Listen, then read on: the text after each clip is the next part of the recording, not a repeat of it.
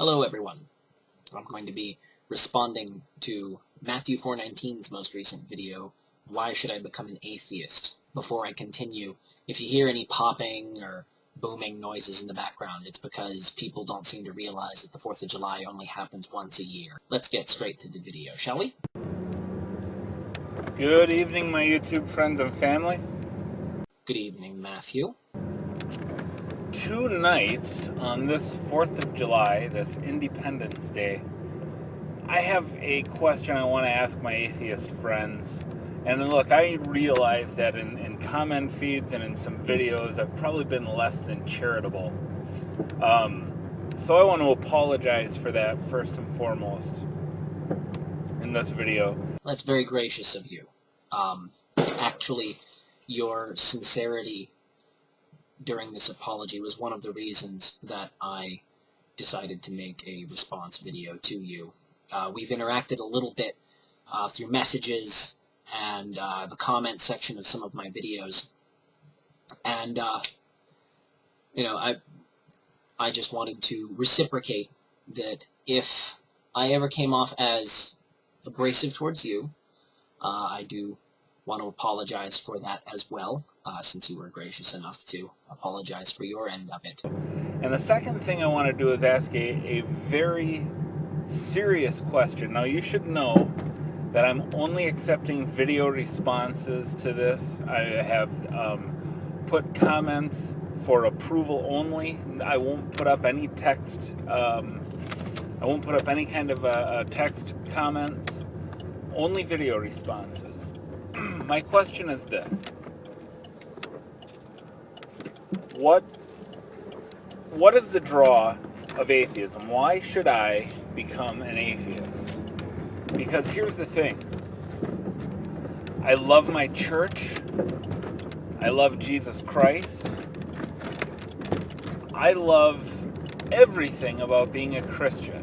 I love preaching the gospel. I love fellowshipping with the saints. To become an atheist,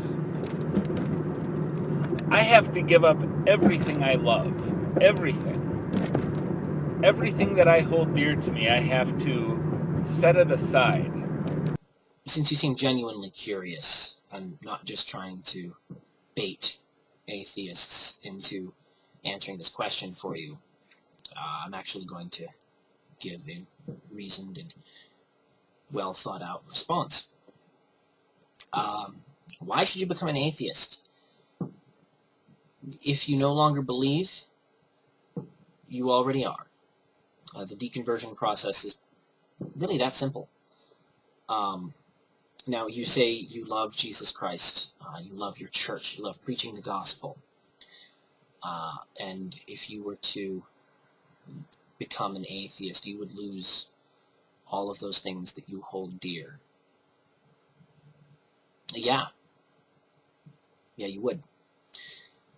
You would no longer be welcome in your church.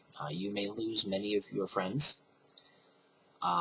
You would lose that fellowship with other believers. The question I have for you is, are those really friends? Are they really, truly friends if they will only associate with you if you believe as they do?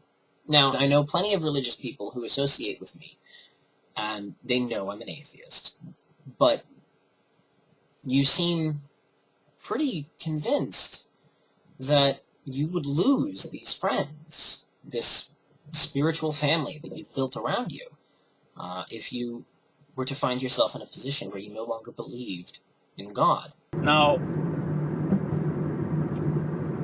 I am not interested because many of you, maybe don't know this about me, but I've only been a Christian for 5 years. I lived the sex, drugs, rock and roll lifestyle, so, I'm not going to glory in the shame of my past sin. However, those things no longer hold any attraction for me whatsoever. None of those things have any attraction for me either. Just because something is prohibited in your religion doesn't mean that, if you no longer believe it, you're suddenly going to get involved in those things. So I fail to see why you feel like saying you're not interested in those things is somehow a strike against being an atheist. Even without my Christianity, look, I'm a married guy with 2 kids, so the party lifestyle, none of those things really hold any interest for me. Gambling, none of those things that, I as a Christian might see as sinful, those things hold no sway for me whatsoever. Well, you as a Christian see them as sinful, but atheists, the only thing any atheist has in common is the fact that they don't believe in God.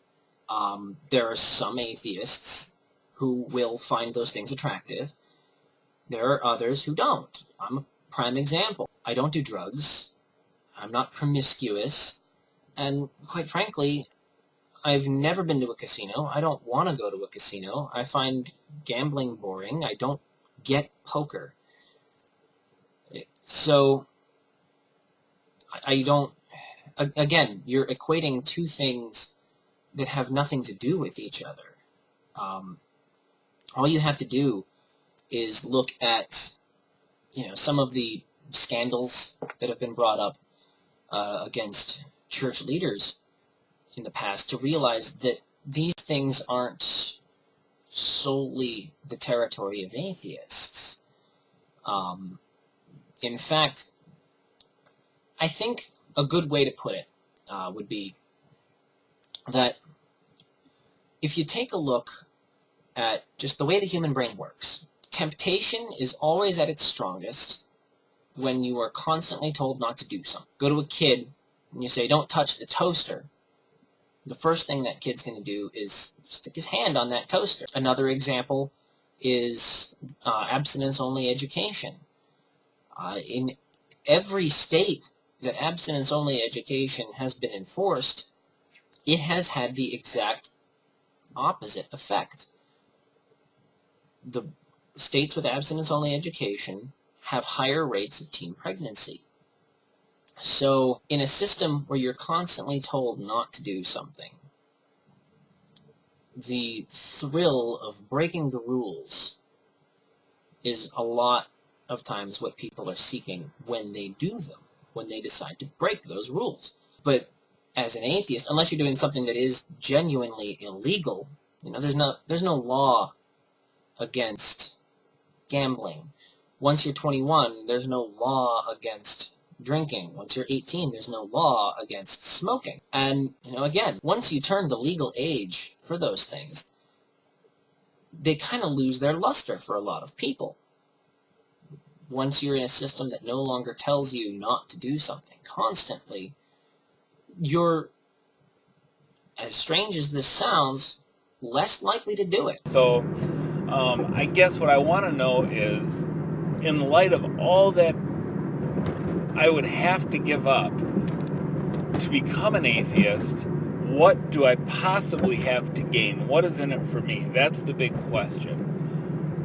What is in it for me to become an atheist? Well, you would have to give up a lot, like I said.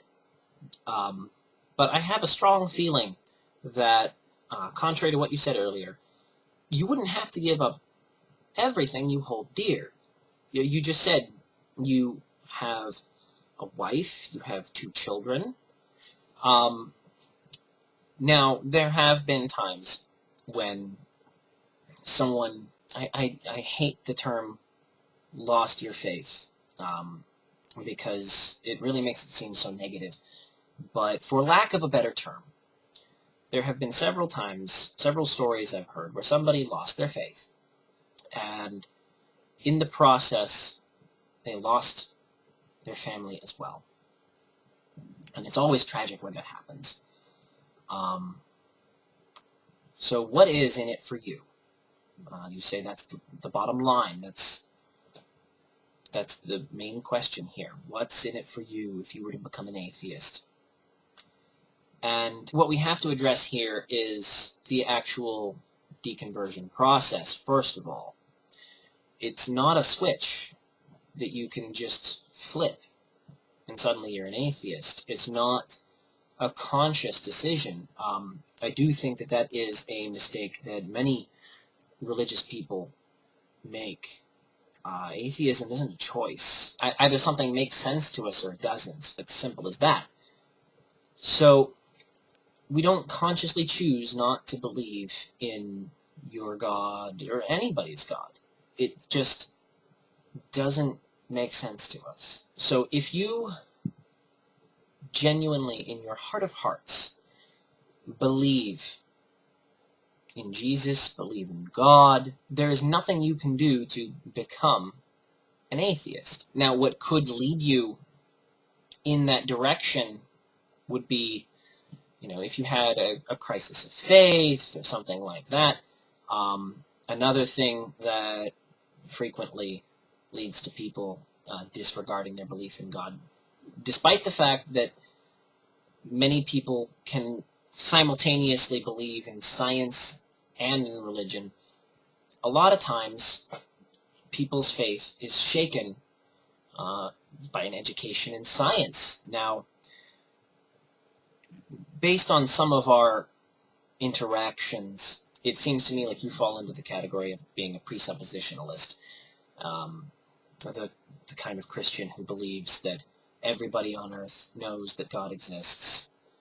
So that might account for your wording of the question, why should I become an atheist? Because you seem to have this notion that we choose to disregard your God simply because we want to. Now, since you seem so genuine in asking your question, I can genuinely say to you that this is not the case. We don't disbelieve simply because we don't want to believe. We don't somehow know that God is real and we're just denying it because we love our sin, as some people like to claim. And it's rather insulting when people make those claims, because it's as if you were saying, you know better than I what goes on in my own head. Since you made that apology earlier, I hope that maybe you're kind of moving away from that kind of thought process. You genuinely seem like a nice person. You seem like the kind of person that I could have plenty of friendly interaction with. But just understand that my atheism, the atheism of most people, is not out of spite or hatred of God. It is genuinely a disbelief. We don't know that God exists secretly, and anytime someone has tried to convince us that God is real, their arguments have been found lacking.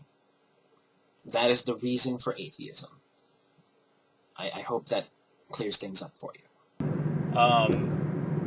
What is it about atheism that would make it worthwhile for me to give up the things that I love so much and that I hold so dear? Jesus Christ, my church family, my Bible. What's the draw? What is the draw of atheism? Well, it's not so much that there's a draw to it.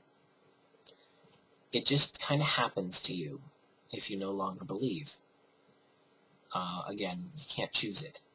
But I suppose if I were required to say what the draw of atheism is, I guess it would be the freedom to be your own person, be a good person, because you're a good person, not because you're expecting some kind of reward, not because you fear punishment. That's what it's like to be an atheist.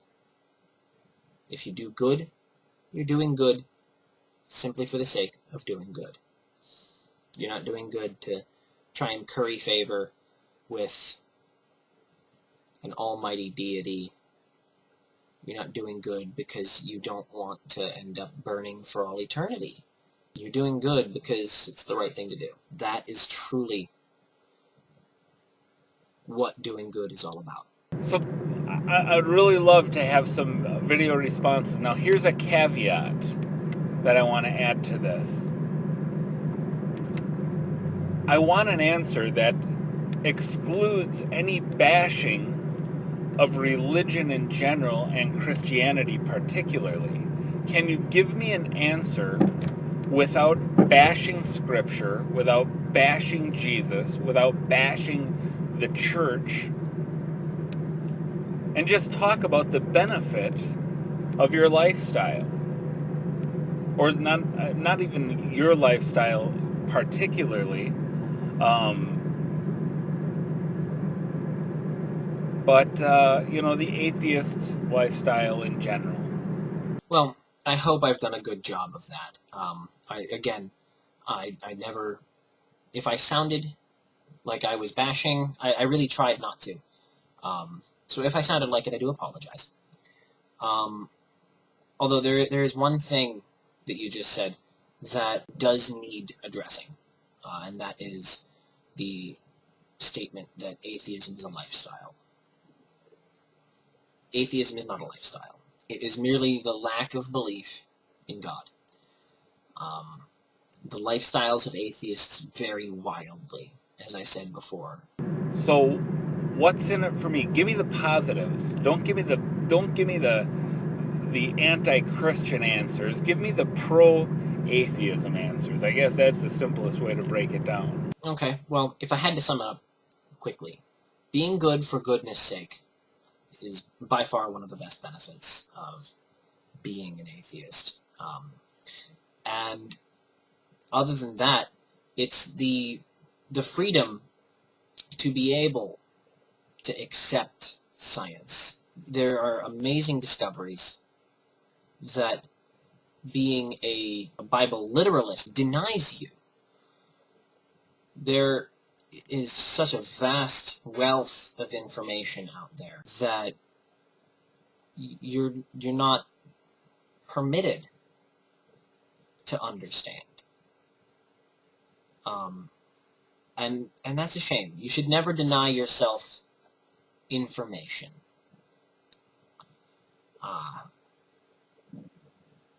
So I suppose that really covers it. So thanks for watching, guys. Hopefully going forward you'll see a newer, more charitable